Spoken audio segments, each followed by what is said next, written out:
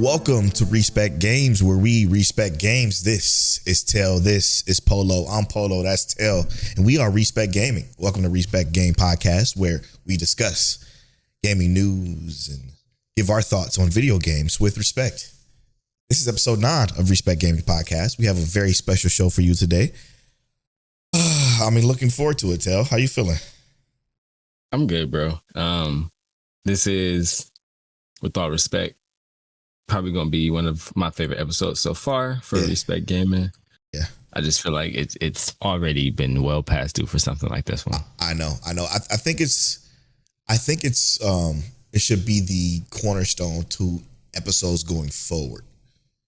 And what I mean by that is I'm gonna discuss it here shortly, but I just think it leans towards more of a fun and free flowingness to it. Even though we have been doing that most recently, more recent, I think even more so by having something together to bring that's going to be a part of the critical hit, which we're going to get into here in a little bit shortly. So as we start off every Respec Gaming Podcast episode, we want to discuss what we feel the Respect badge goes to for this week in gaming. Ours is a little bit non-traditional this week, but I think they're very much worthy of these, and they could be whatever we want, I guess, for this particular award. So, Tell, starting off with you. What would you like to give your Respect badge to? My Respect badge is going to go to our brother, Dad Needs to Talk podcast. Dad Needs to Talk. He has been engaging and sharing, keeping things relatively current, and making sure like we don't miss anything that he's not paying attention to. He's been on it basically. Yeah. And I want to say I appreciate that he's engaged in the way he does, especially considering he has his own content to make. Yes. He's doing his own things, but he always makes sure to come through and show some love. Very that's special. Sorry. Right. And that's within the community in general. We have some people in the community who come through and always show love, and we just appreciate y'all. But Dad Needs to Talk deserve the shout out this week. I just wanted to share that. Yeah. His support is always felt and appreciated. And it makes me so happy when he gives us either bring something to our attention or just give us ideas. He even helped with this show. I mean, you can call him a producer of this show as well. He's been producing Mike Check Wife 4 anime podcast, which you should check out if you like anime, for years. And it's just the support and love is just insurmountable. And we love what you do as well. So make sure if you guys are into other nerd culture stuff, he does more manga topics and solo conversations that are brilliant, intelligent, deep.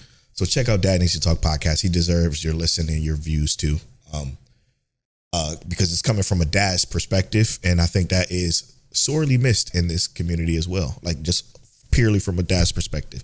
So he makes great content. So check out Dad Needs to Talk podcast. His link will be in the show notes, in the description of this YouTube video, where you should subscribe, youtube.com/@RespectGames. Subscribe. All right.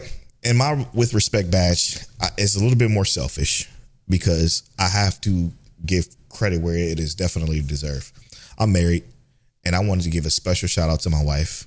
Not only has she been supportive of me gaming with the boys for literally this entire week straight, no complaints whatsoever, has been nothing but supportive and making sure I'm having fun, and if I need anything, and it's just been that, just having her by my side for anything that I do and everything that I do has been the best thing that's ever happened to me. I mean, she is absolutely incredible. So shout out to Miss Worthington. Thank you so much for supporting me in this venture.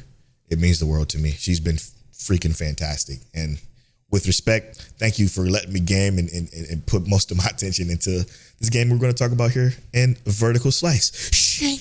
We love you, sister. Shing, shing, shing. Vertical Slice. Now, I'm not going to go into detail because this Vertical Slice we decided to actually make a part of our critical hit, and we're going to discuss that a little bit later. But my Vertical Slice for this week, not only Guild Wars 2, not only Path of Exile 2, but the release of Borderlands 4.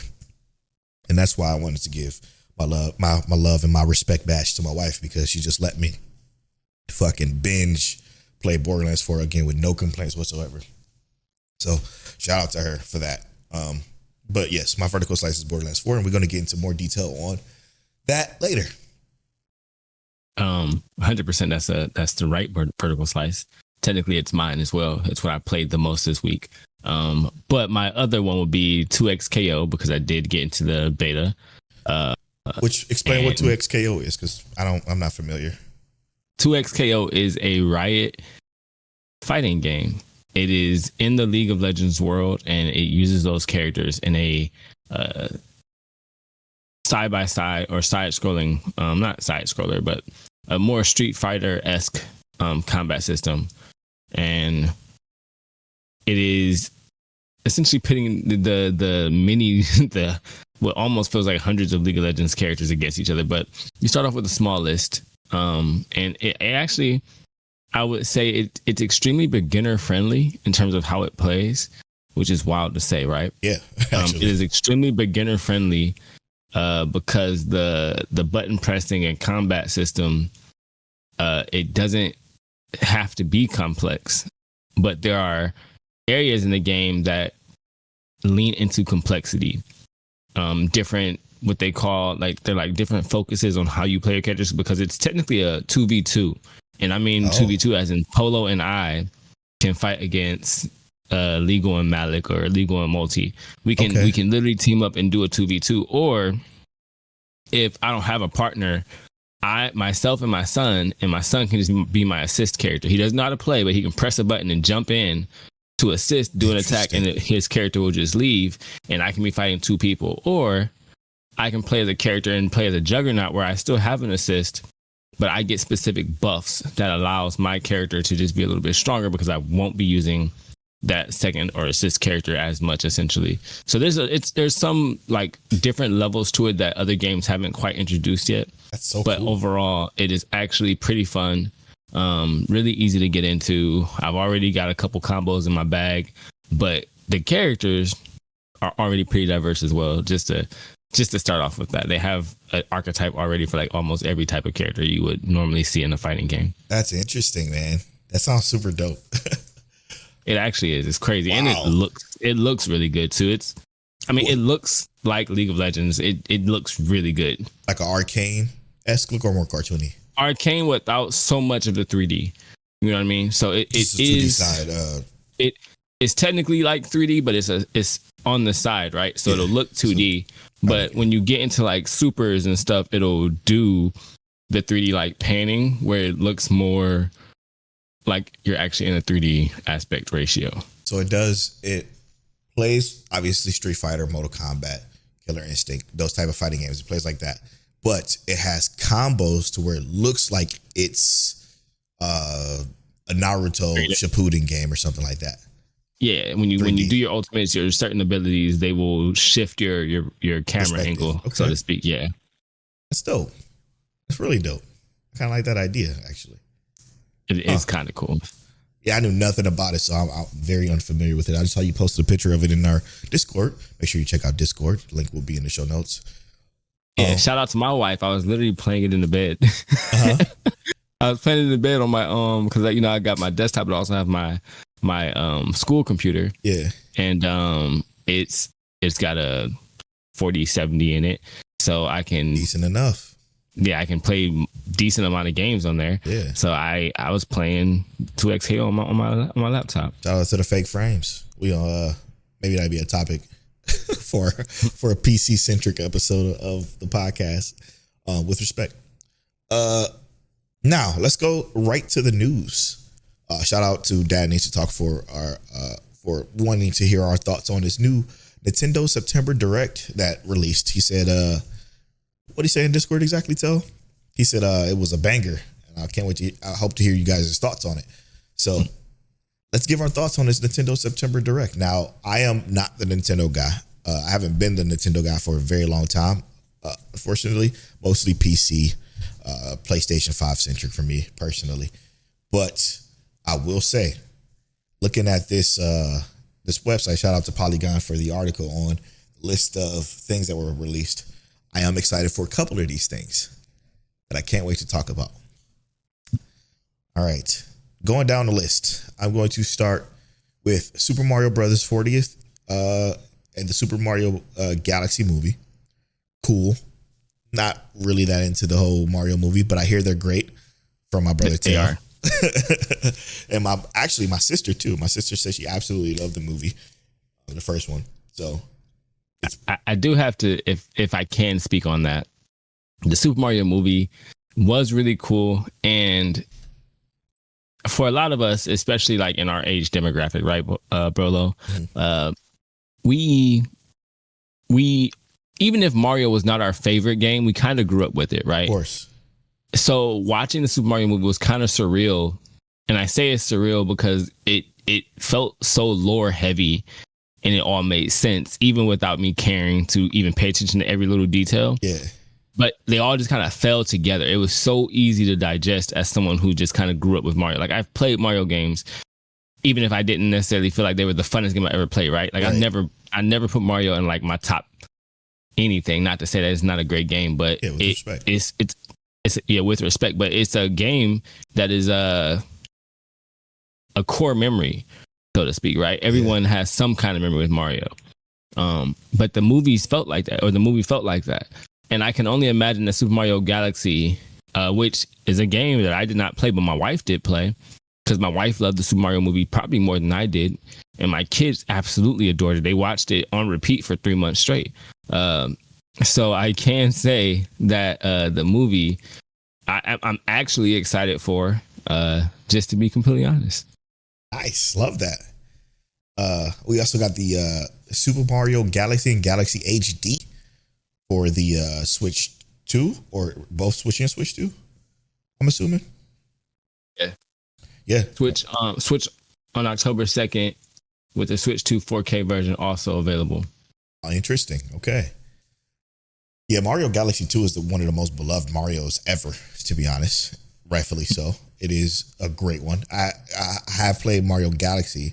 Never played Mario Galaxy 2, though, because that was past my prime, if you will, with a Nintendo console. But because my sister had a Wii, actually. She was the one that got the Wii when it came out. Yeah, I never forget that. And then we became a Wii Sports family for a long time.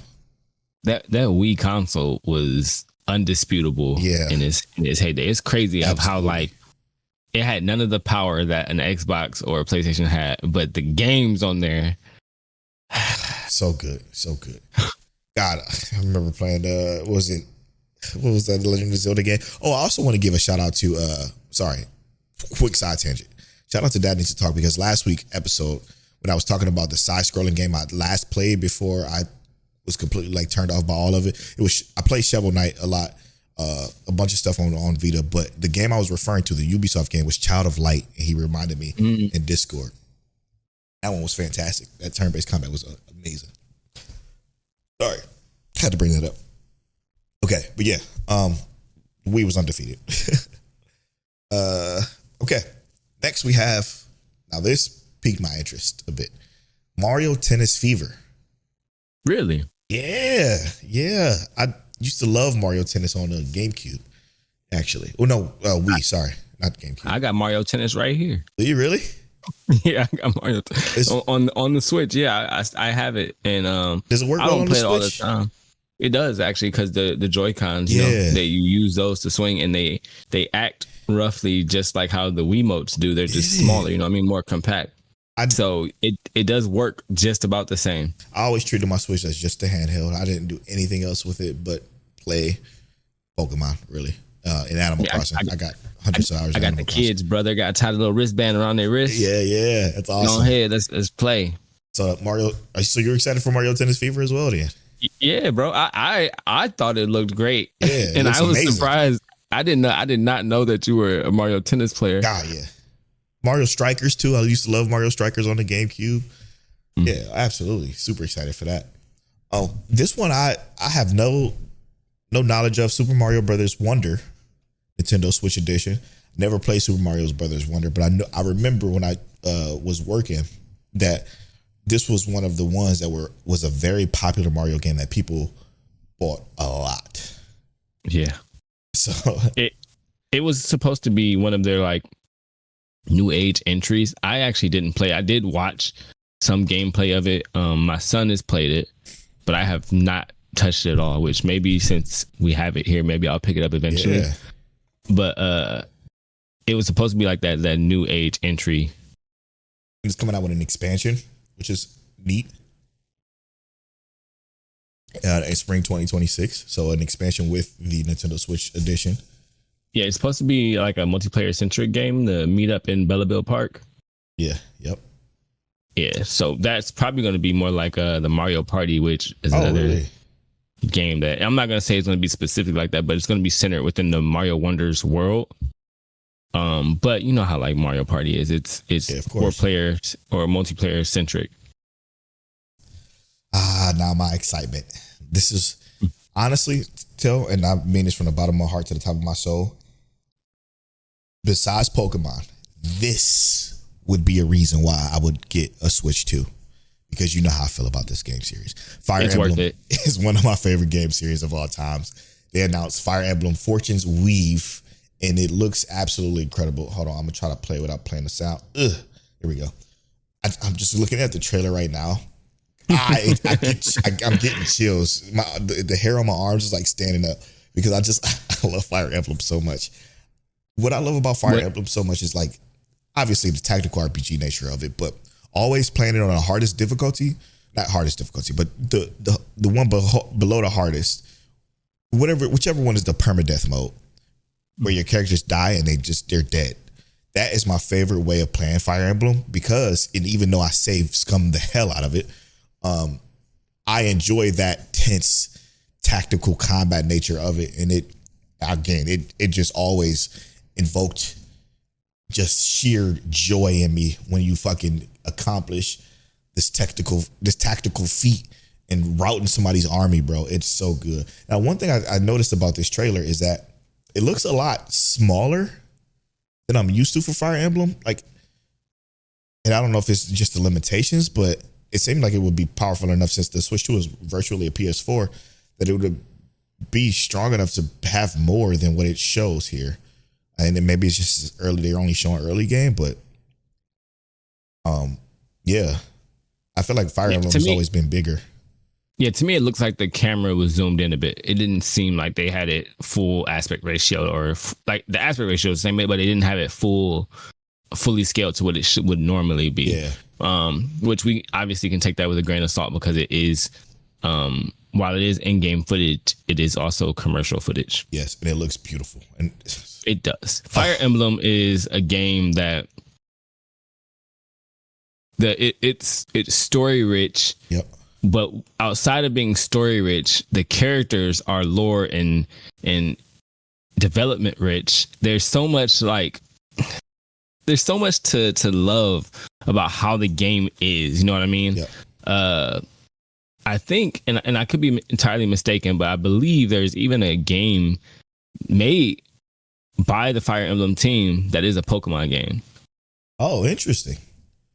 Okay, I did not know that. Yeah, I think it was like called Pokemon Chronicles or something like that, but it played just like Fire Emblem, but it was a Pokemon game. Interesting. Nothing beats the relationship building in Fire Emblem. Nothing beats the slice of life elements in Fire Emblem. And then going into battle after doing those slice of life elements in that relationship building and losing someone. Nothing beats that feeling. It sucks, dude. It sucks so bad. I remember playing them on DS. Ugh. Yes, 3DS specifically. Man, I can't wait. It's coming out in 2026. So I'm looking forward to that for sure. That might be a system seller for your boy. On top of this one too, Metroid Prime 4 Beyond finally got a release date. It feels like this has been in development since I was 12 years old. Obviously it hasn't. I'm 33, soon to be 34, but it's interesting trailer. I will say that. Because she's on a motorcycle. Yeah, that was surprising. Yeah. And I'll also be fair. I played the Metroid games until you get to a lot of the 3D stuff. I think I've only played one 3D Metroid game. I played only the 3D Metroid games. Really? Yeah. How do you feel about them? I absolutely love them. Yeah, absolutely love them. The thing about the 3D Metroid games is I feel like they were, with respect, they were limited, man, by being on just older hardware, and they feel like you could feel like they wanted to do more with them, but just couldn't.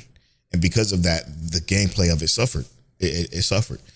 Even though there's some of my favorite series. I didn't play the newest 2D one that they came out with. But yeah, I'm looking at his trailer now. This looks very odd to me, seeing her on a motorcycle. But the gunplay looks as I remember it on 3DS and Nintendo DS. Yeah, I do think the only one I played was on 3DS was the Metroid Prime. Yeah, Metroid Prime was insane. Yeah, this is very, very interesting. It looks intriguing. Not a system seller for me, though. I know it is for a lot of people, but it finally has a release date of December 4th. So that's exciting. Yeah. I tell this also piqued my interest too, because it's very Animal Crossing-esque, and you know how I feel about Animal Crossing. I can't believe you. Go ahead, brother. The Pokemon Pokopia. The Pokemon Ditto is getting its own game. One that looks like Dragon Quest Builders in Stardew Valley. Yeah. Oh, wait. What? Oh, this is completely different than what I thought it was. Yeah, it looks like Animal Crossing. Looks like Animal Crossing, but you're gathering. Yeah, you're gathering stuff, items, grass, rocks, and stuff to make things in your town. The town that looks like, it looks like you could even make what appears to be like your own little route or town with like a gym and stuff in there.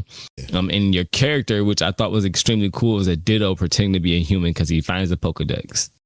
Oh, that's interesting. And the different things you do they come across as the Pokemon you meet is what it looks like, right? So you are a Ditto pretending to be a human, but you see a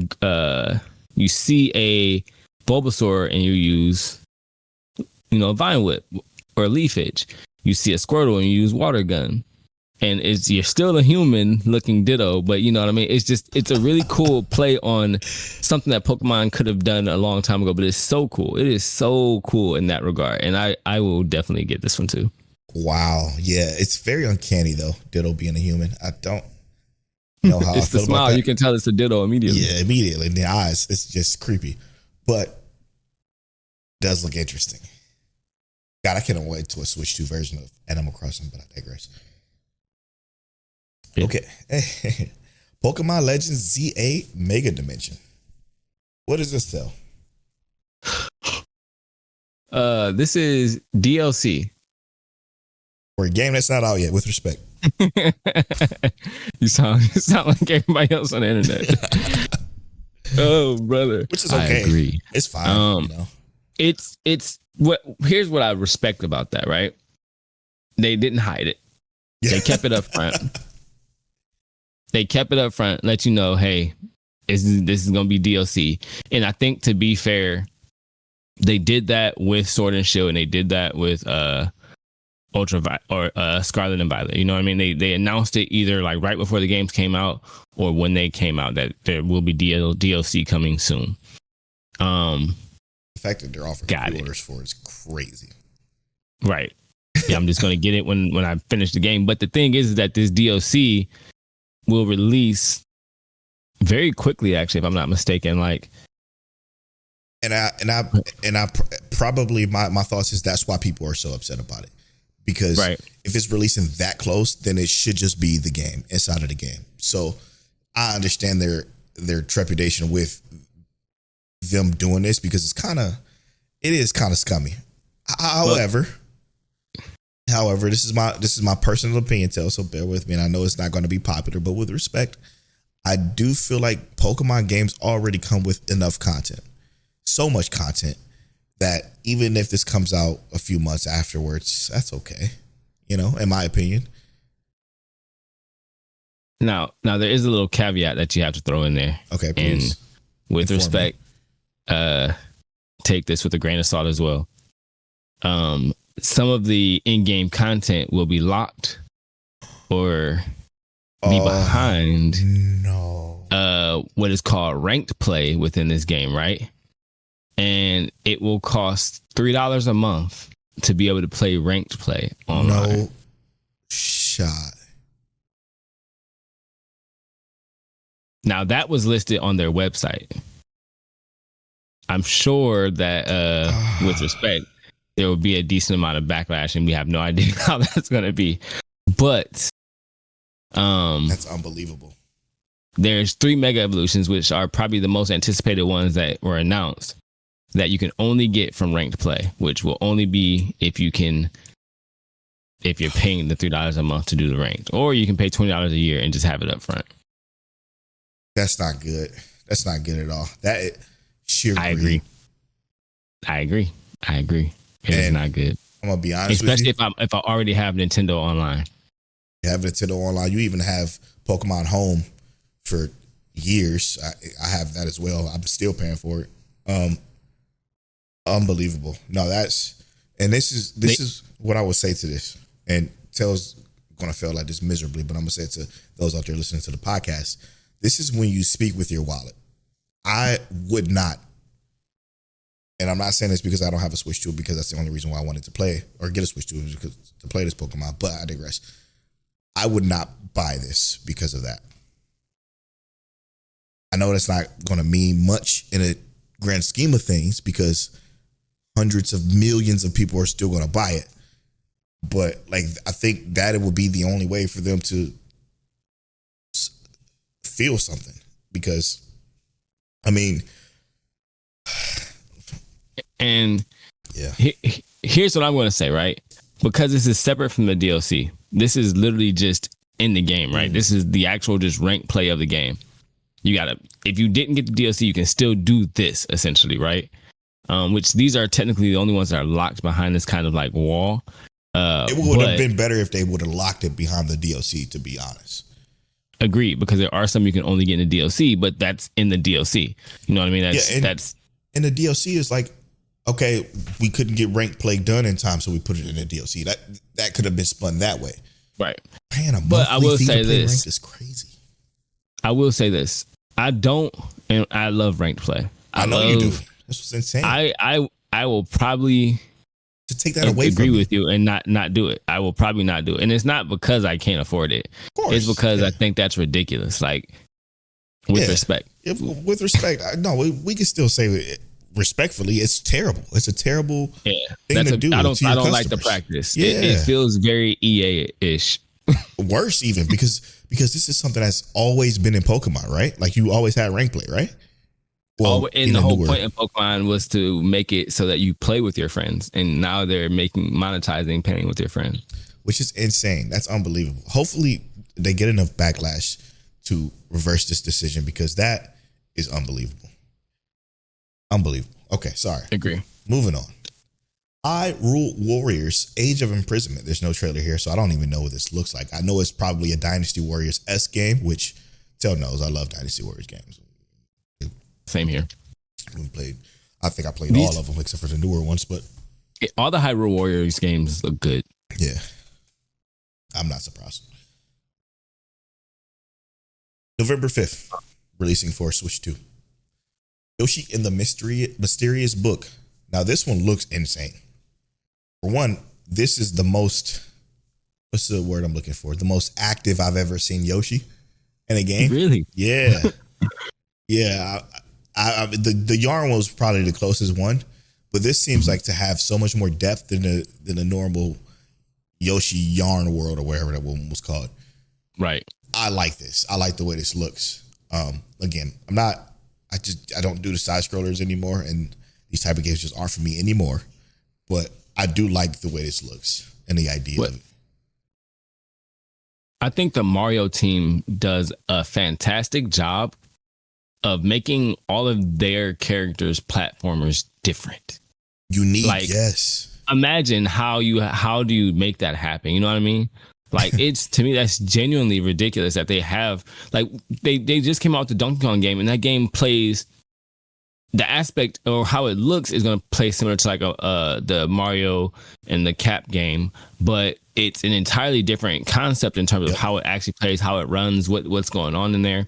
then you jump into, like we said, Yoshi here and how that game runs and plays, and then you go back into Mario, and none of these, they're gonna feel familiar, but they're gonna feel entirely different. And that's a remedy, that's a technique, a potion that is crazy to have mixed up, man. I agree. I couldn't agree more.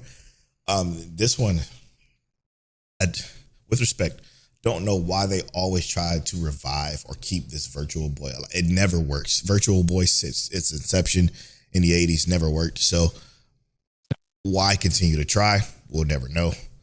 Virtual Boy, Nintendo Classics, February 17th. It's going to be expensive. Is it going to be worth it? Absolutely not. With respect.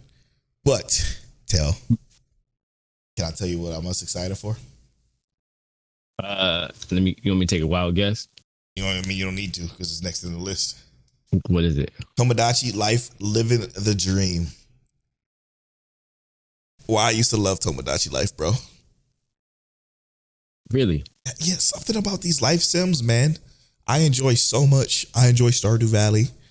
I enjoy Tomodachi Life. I enjoy Animal Crossing. Like, I'm telling you, with the way, if y'all look at my Steam library and then think, if you look at my Steam library, you'll be like, Polo would have never played over 150, 200 hours or whatever my list is in the latest Animal Crossing or the Animal Crossing mobile game or GameCube. It's probably in the 500s because I played that one in Texas over that summer back in 2008 over and over and over again too with Mirror's Edge. Animal Crossing is, and then life sims in general are some of my favorite games. Is that weird? No. And I mean, I'll say this is why I'm excited about the Pokopia game.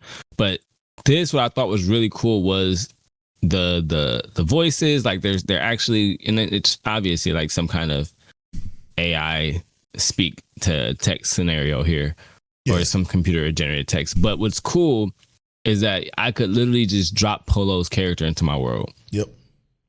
You know what I mean? And is that's what makes these games live. It's like we already like Animal Crossing as it is, but now I'm taking my boys, I'm taking my kids, I'm taking my wife, and I'm dropping them into my world, and it's like, hey, look, this is my town that I made. That is this whatever creative aspect you want to take, and just make it your own.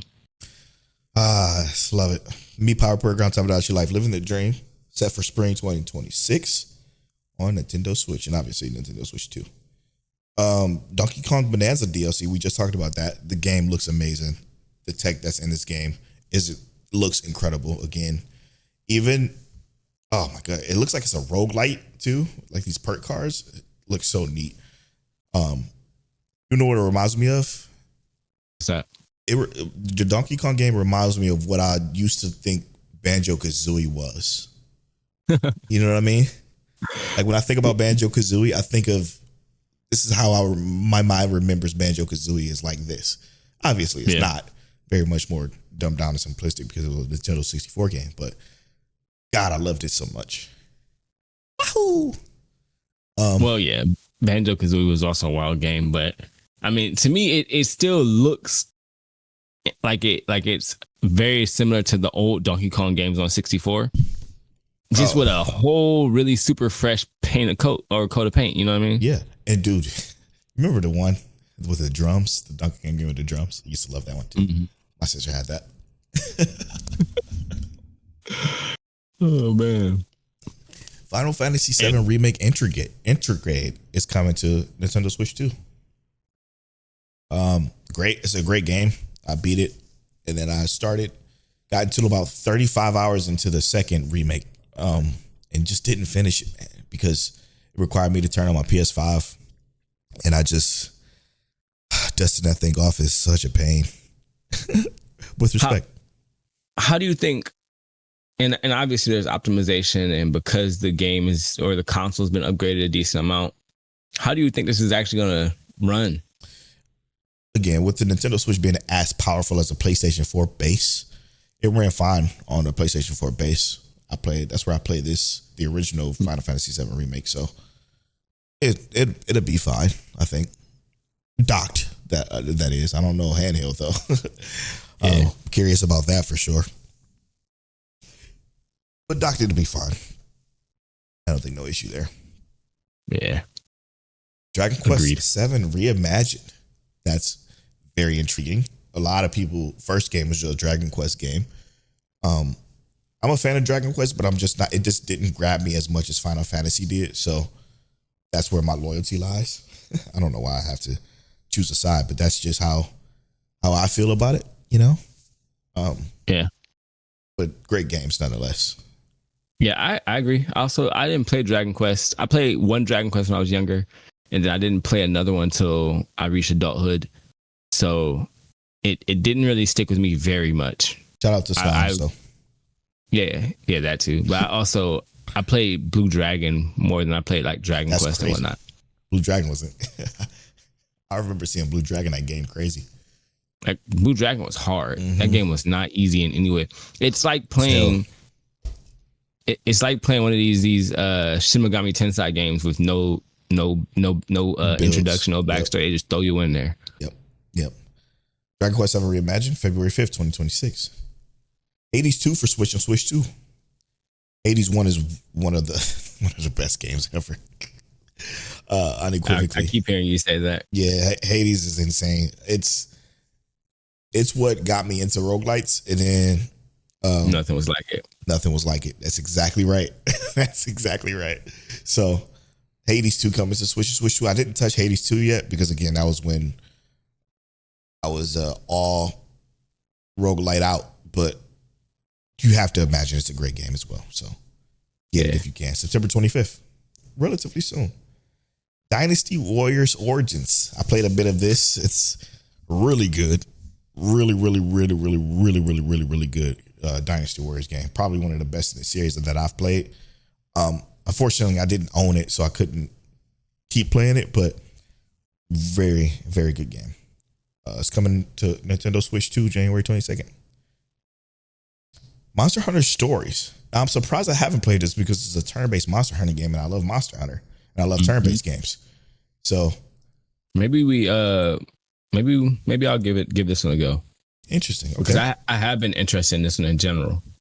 You play the other ones? I haven't.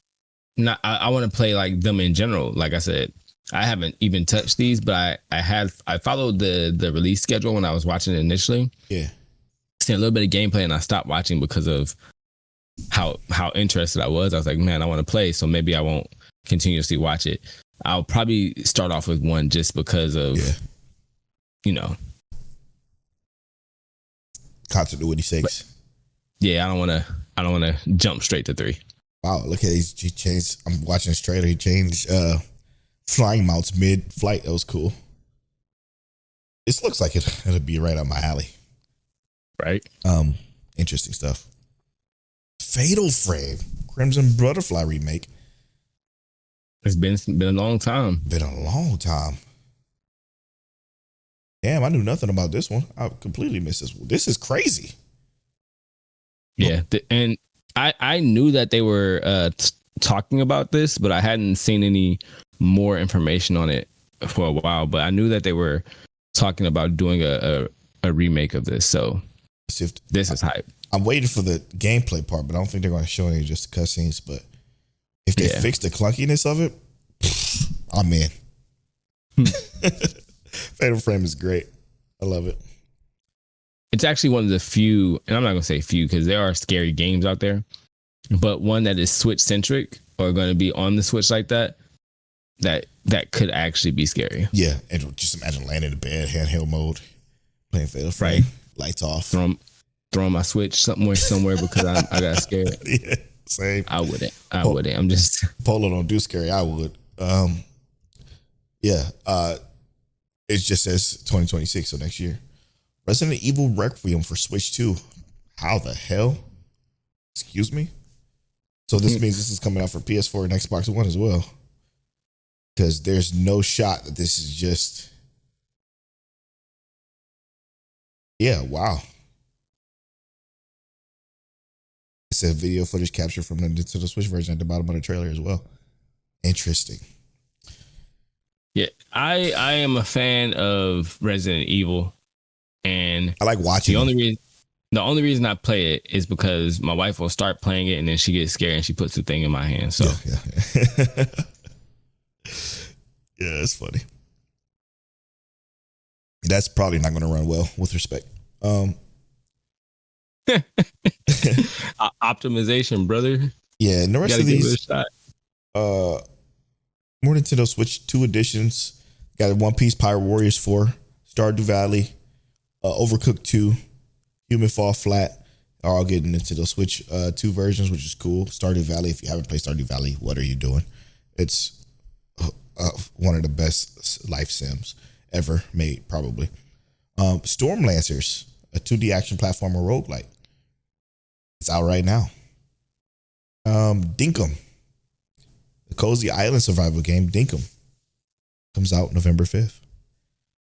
Now for me, Papucom, puzzle shooter, Papucom. It looks like a Splatoon 2. Coming out Nintendo Switch sometime this holiday. Suika.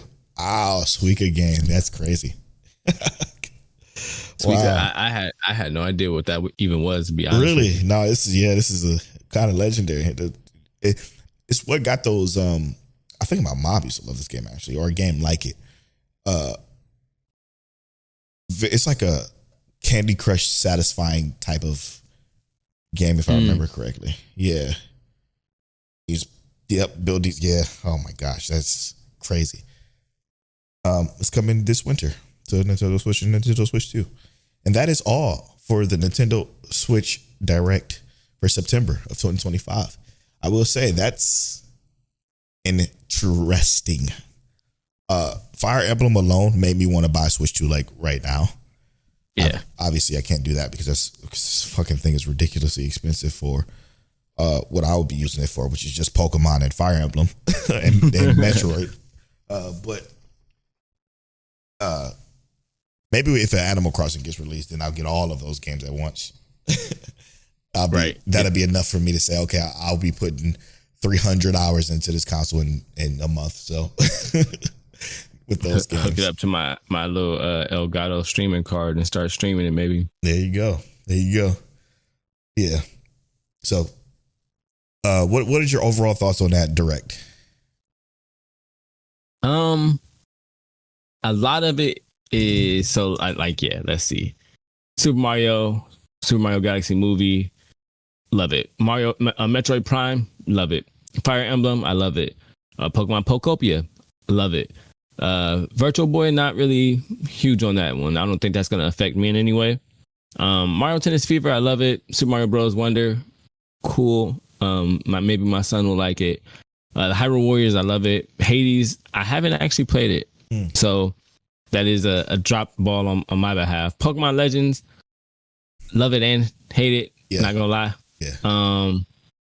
The Donkey Kong stuff I think is really cool. Tamagotchi Life, I thought that was cool immediately. Yeah. That's actually, and I know it's gonna sound weird, that's probably one of my more favorite things. It's crazy. Tamagotchi Life and the Pokopia thing are kind of like my two favorite things that they talk about in this specifically.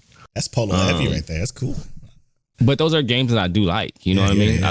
I like those games. I would say overall there's very, very good things, and there's some things I'm just like, okay. So I would say it's better than it's like better than a C. I would say give it like a B if I had to give it a grade. Yeah, I mean for me it'd be a B. Fire Emblem alone is enough to be a B. Tomodachi Life, yes. You know, like there's just so much here that I would want to get a Switch 2 for. But the reason why I wouldn't be an A is because that Pokemon thing is just awful.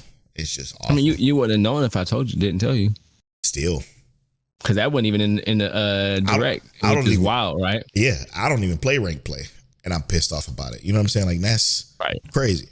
So I just don't like shady stuff like that. But I digress. It's overall a B for sure. I really do love that. Let us know what your grades is on that Nintendo Direct in our Discord. Maybe we'll share them in the next week's show with our Addressing the Community section. All right, moving on to the new and upcoming releases. Upcoming release for September 18th on PC, PS5, and Xbox X, Dying Light the Beast.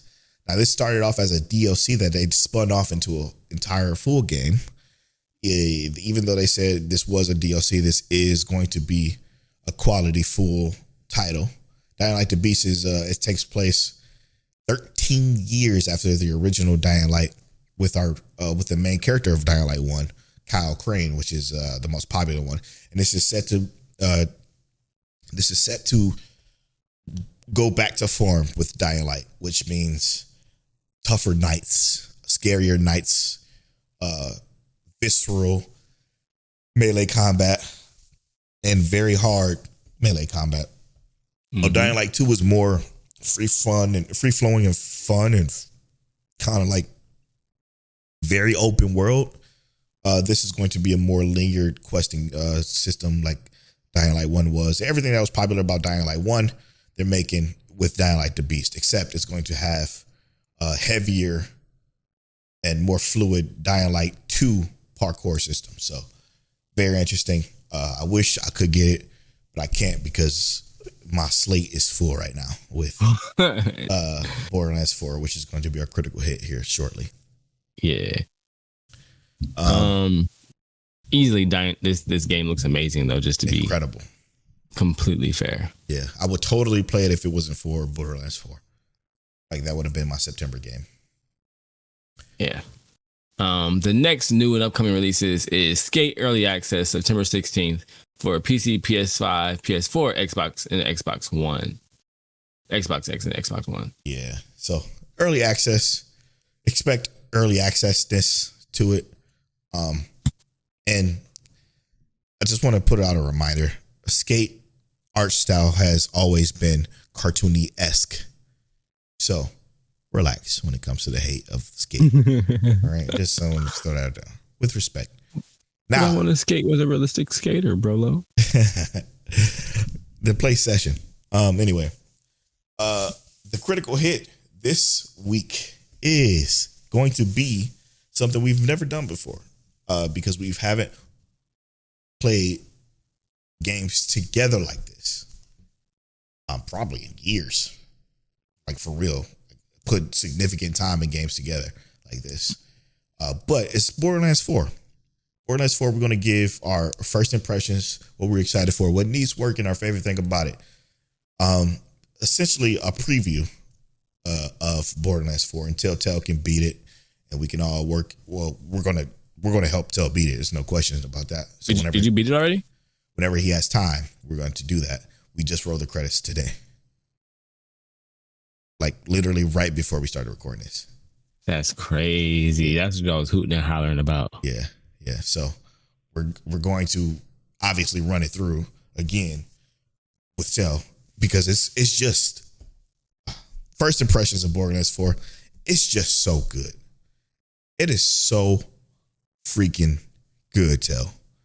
And I'm just talking gameplay wise. The shooting, the classes, every class seems to be can be insane, and I absolutely love this. I absolutely love this. What I would have to say is I've been a Borderlands fan since the first Borderlands, you know what I mean? Yeah, and I was there.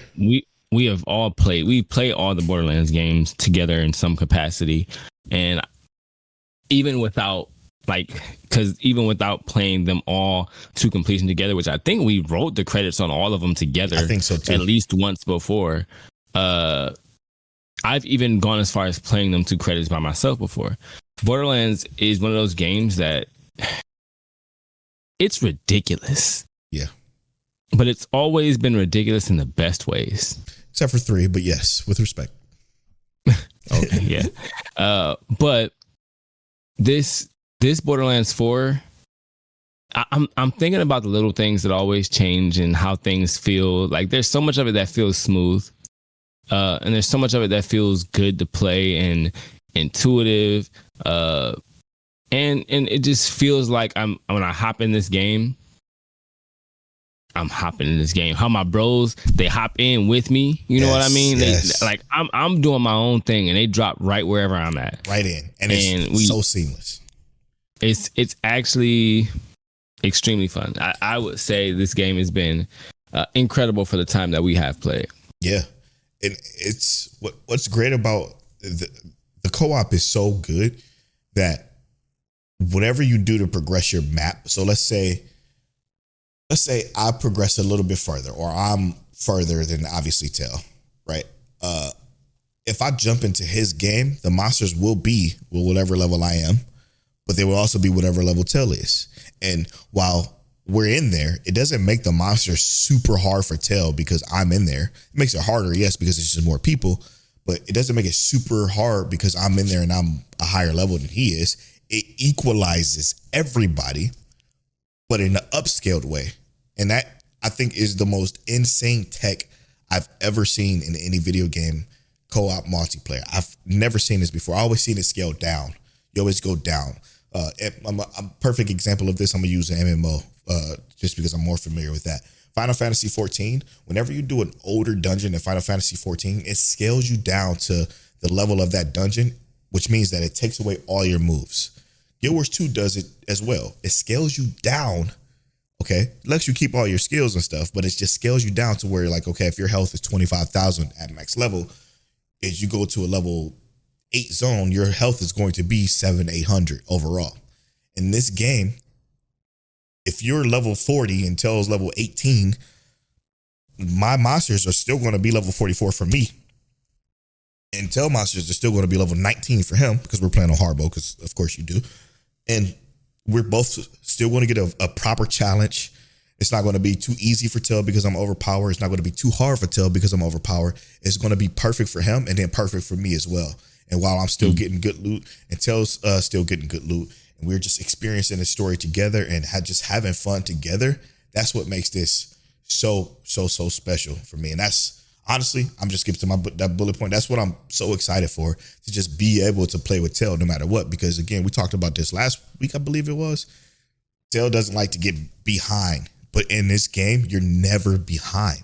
Yeah. Which is the best thing I've ever seen in any game.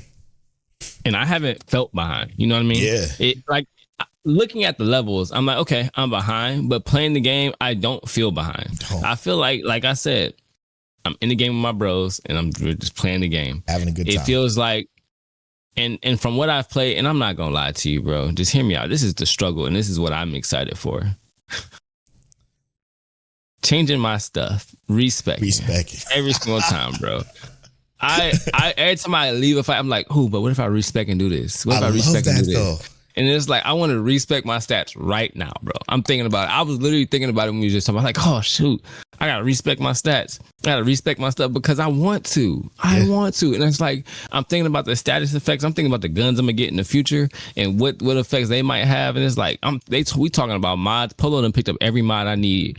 I don't need nothing else in the world because Polow got all the mods I need, right? And it's like, yeah. I'm gonna respect my stats as soon as I get back in the game. It's literally, and this is what we talked about. This is what I said. I like options. I like feeling like I can do something different. I like feeling like Polow and I can literally, like, I'm gonna beat the game with this character, respec her stats like 10 times, and I'm gonna go play with an entirely different character and do the same thing, bro. Like, I'm perfectly fine with that. I'm perfectly fine with that. But the good news is, Tell, is once you start that next character, it's gonna be at 30. Which is the level you're supposed to be at when you beat the story. But because I kept going backwards and playing with other people, and I'm a little higher level than that, I'm like 43. But I like it.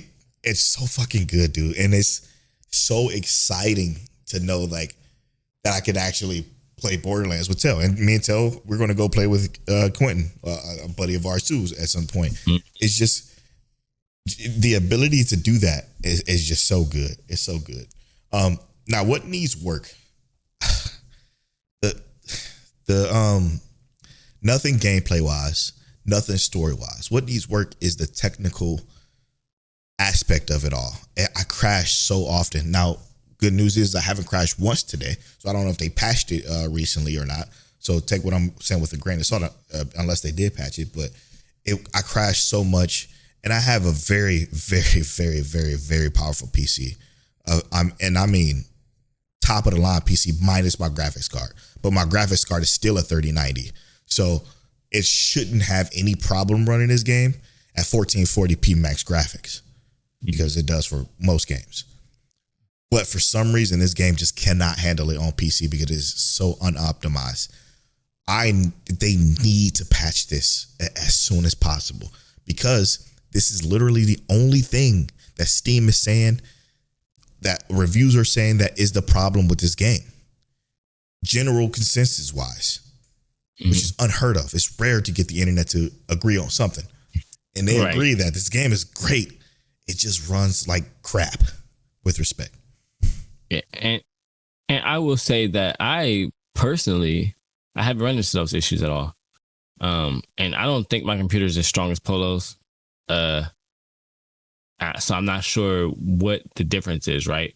But I do know that, like, I don't think I've actually crashed. I did crash once. I think I did crash once, and it was because I was playing and some buttons weren't working. I think maybe that's what it was. And that happens a lot too. Like it could be times where we're playing together and I'm shooting a monster and my bullets go through them. No, it's not me missing, because I have really good aim, actually. Funny enough. And it's so frustrating when you're shooting an enemy and they're shooting you and their bullets just go right through them, but they're still shooting you. And it's because it's like either server lag or a glitch or whatever the case may be. And I fell through the world one time. It's just a lot of stuff. And that's what I was gonna say. That's what the main issue. And I think that might have been, I don't think it was me shooting. I think that's what I did. I fell through the world and I was unable to get back up. Yeah. And I think that's where I rebooted the game and I was like good after that. But other than that, I haven't had really any issues with the game. In terms of what it needs to fix is the technical issues that would stop me from playing with my brothers. Yeah, exactly. I'm having a good time. Don't mess this up for me. I'm sure. having a great time, bro. And I love.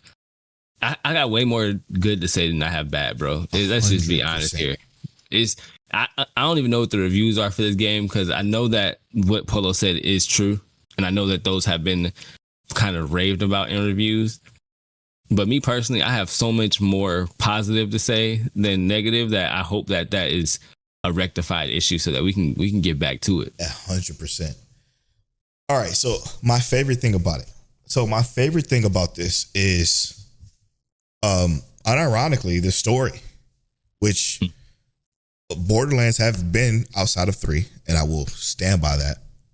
With respect, 3 was a terrible story. It really broke my heart at how bad that story was in 3. But this story has been fantastic. I did roll credits on it today, and I'm not going to, no spoilers, of course, but the story has been fantastic. You know what it is? Borderlands 2 is, obviously, everybody knows Borderlands 2 is probably one of the best story, not only just Borderlands stories, but stories generally. It's just that good. However, the thing about Borderlands 2 is the supporting cast really isn't there.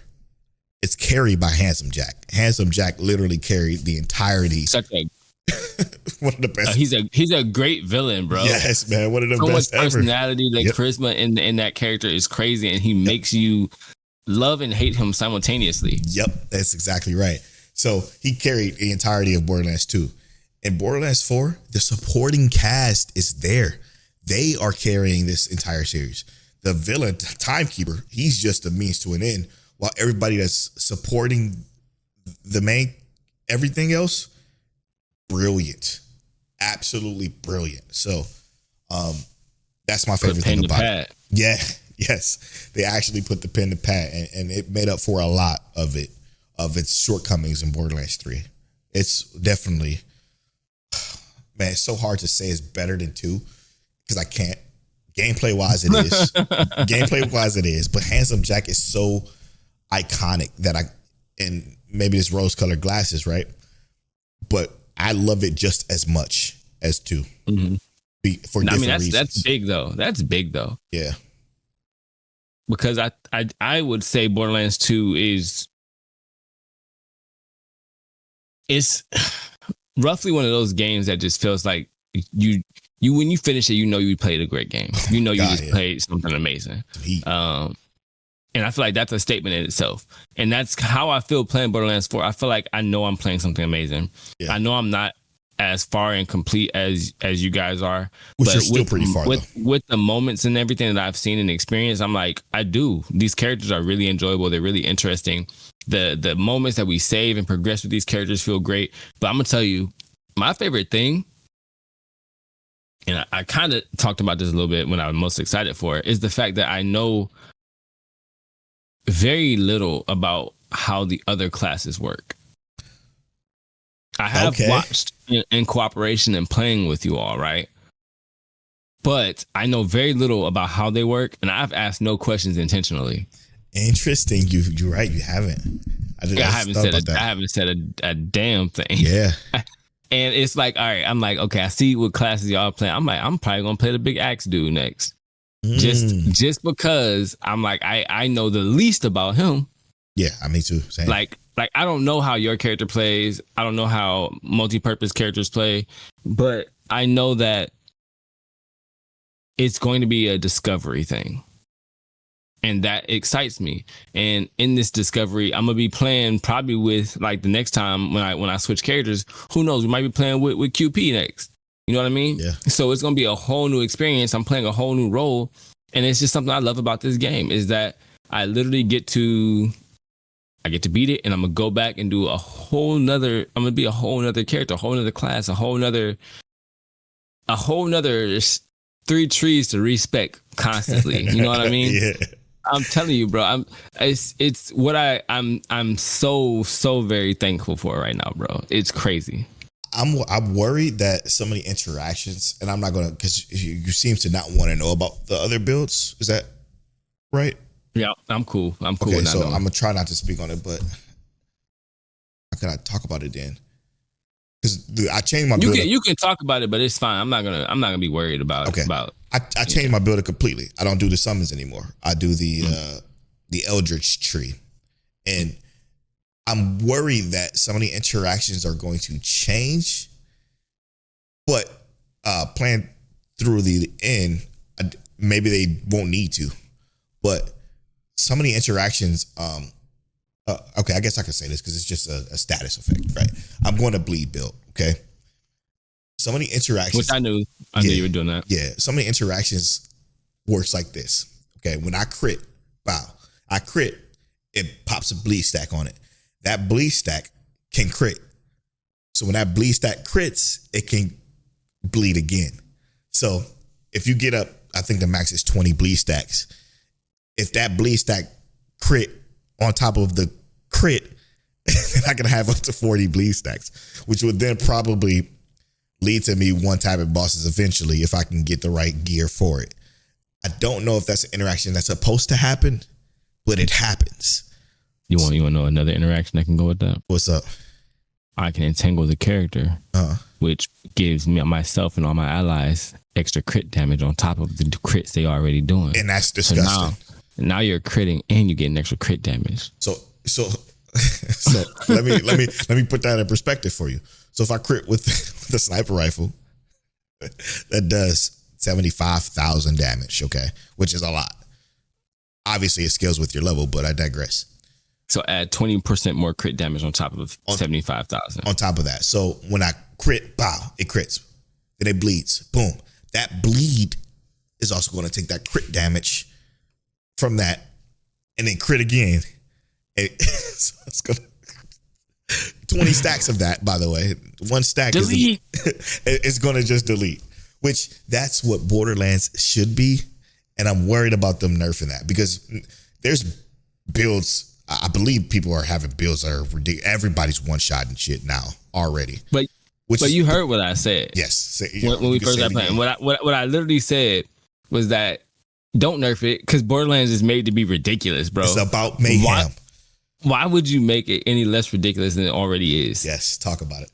Tell them. That's exactly what it should be. And that's one of the things that makes it so exciting. I want to go in and I want it to be ridiculous, bro. I want to one-shot a boss. Make the boss harder. Don't nerf anything. Yes. Give us an access to a boss that's got 75% more health and maybe a little bit more accurate on their attack. Something like that. Give us something that makes it crazy. Yeah. But it push me harder. Yeah. Make me say, how can I make this more ridiculous? Which is interesting.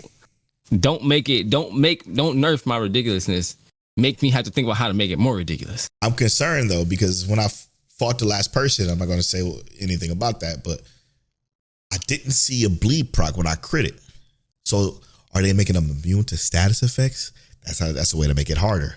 So like that could be cool. That could be something to solve for without nerfing the ridiculously overpowered builds. Or different barriers of entry to status effects, right? Like you have to get a certain amount of crits or maybe something like that in order to even get the status effect off. Right. Or you have to be paired, right? And that makes even more sense too, right? Let's say, and this is obviously another thing I love about it because we're theory crafting here. You pair with my character, right? I'm playing Harlow. I drop my dome, you get increased static effect chance alongside myself. So not only are you critting, but you have increased status effect chance as well. So you get that better chance of getting the effect off. Now that you got the effect off, you're getting the crits again and the bleed is coming through. So you might just need to get a synergy that goes alongside that, right? Interesting stuff. I know there's, because it's all gear based now at this point for me. I know that there's a knife that has something called penetrating effect, which I had early game that I threw away. It doesn't matter what the level was because the effect on the knife had penetrating, which penetrating did was after you throw it and it hits an enemy, it guarantees crits no matter where you shoot the enemy for 5 seconds. And I threw it away. That's crazy. And I had it. I'm like, oh, now that I know this, I should have kept it.